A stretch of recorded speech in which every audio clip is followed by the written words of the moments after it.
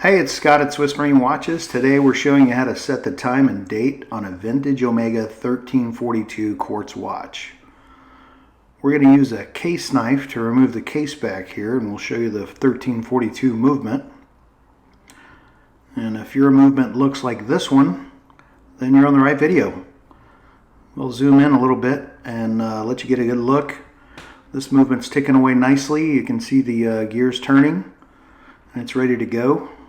This one was launched in 1977 and was a really cool hybrid of mechanical and digital tech for the day and for its time.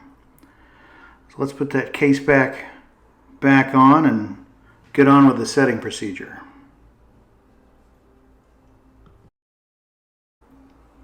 So the 1342 has a push button crown.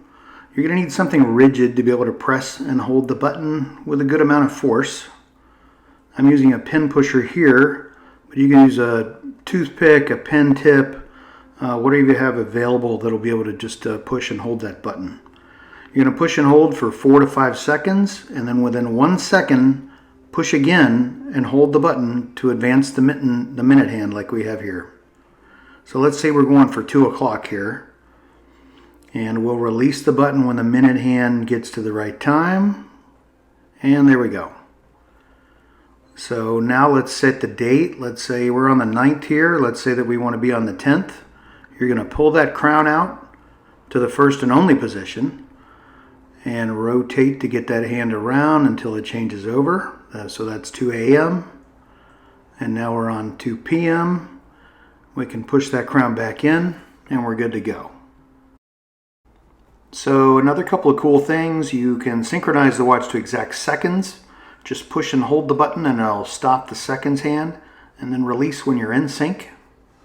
You can also advance the seconds hand by 2 seconds for each momentary push of the button.